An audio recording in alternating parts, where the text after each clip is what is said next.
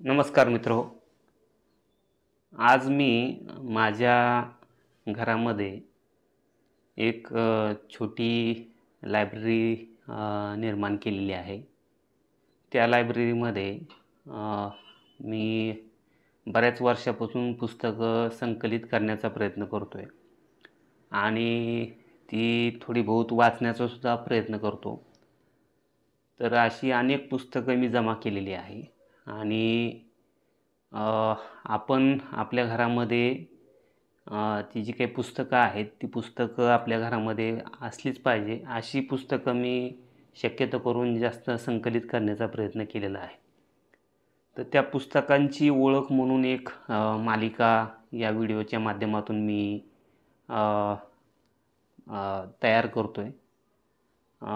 जेवढी शक्य होतील तेवढी पुस्तकं मी आपल्यासमोर आणण्याचा मी प्रयत्न करेल. तर त्याच्यामध्ये सुरुवातीला महाराष्ट्राचं आराध्य दैवत छत्रपती शिवाजी महाराज यांची मी काही पुस्तकं माझ्या घरामध्ये संकलित केलेली आहेत आणि बऱ्यापैकी ती वाचलेली पण आहेत.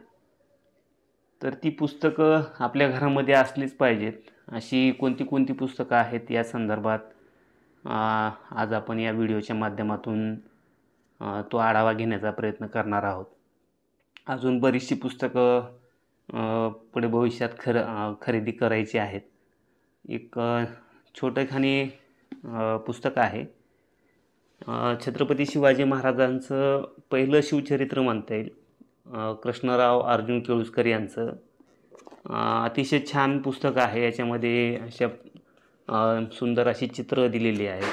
त्या चित्राच्या माध्यमातून छत्रपती शिवाजी महाराजांचं जे कार्य आहे ते आपल्याला समजून सांगण्याचा प्रयत्न केलेला आहे.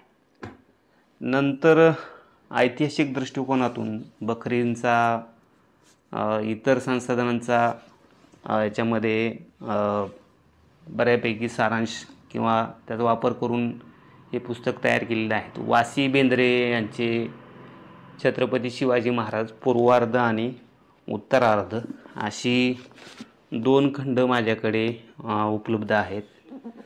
याच्यामध्ये सुद्धा छत्रपती शिवाजी महाराजांचं बालपण असेल, बालपणापासून तर साधारण आग्र्याची जी काही निसटणूक आहे छत्रपती शिवाजी महाराजांची या 2 खंडामध्ये तिथपर्यंत हा शिवरायांचा इतिहास जो आहे तो याच्यामध्ये वासी बेंद्रे सरांनी आपल्याला सांगण्याचा प्रयत्न केलेला आहे. ही 2 खंड तुमच्या घरामध्ये आपल्या घरामध्ये प्रत्येकाच्या घरामध्ये असली पाहिजे. नंतर सेतू माधवराव पगडी यांची 3 पुस्तकं छत्रपती शिवाजी महाराजांच्या संदर्भातली आहेत. पहिलं आहे याच्यामध्ये छत्रपती शिवाजी महाराज सेतू माधवराव पगडी यांचं. नंतर शिवचरित्र एक अभ्यास म्हणून सेतू माधवराव पगडी यांचं हे पुस्तक आहे. याच्यामध्ये शिवाजी विद्यापीठामध्ये 3 भाषणं दिलेली आहेत आणि त्याच्यातले काही त्यांनी चॅप्टर इन्क्लूड्स करून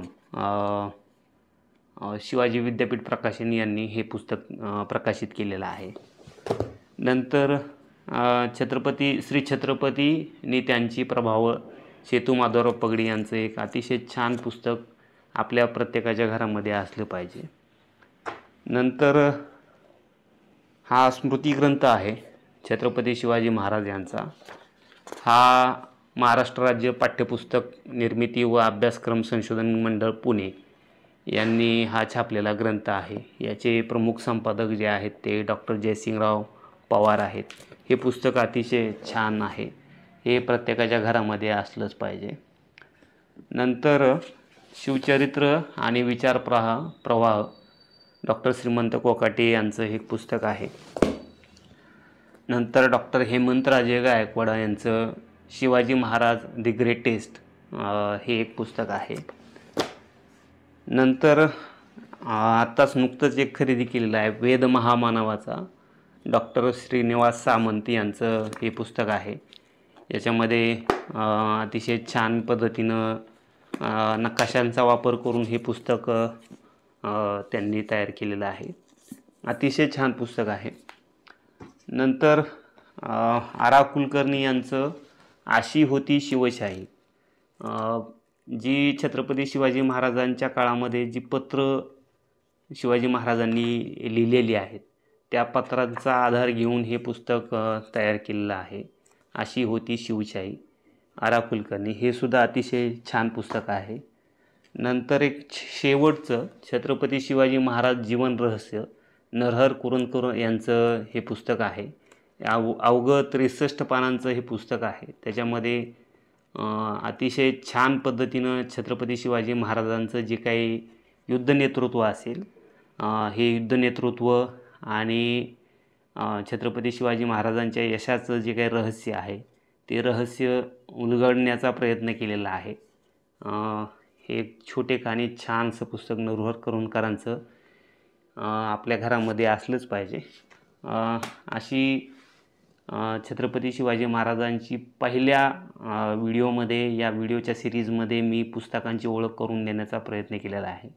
ओळख म्हणल्यापेक्षा कोणती पुस्तकं आहेत तीच पुस्तकं मी आपल्यासमोर मांडण्याचा प्रयत्न केलेला आहे.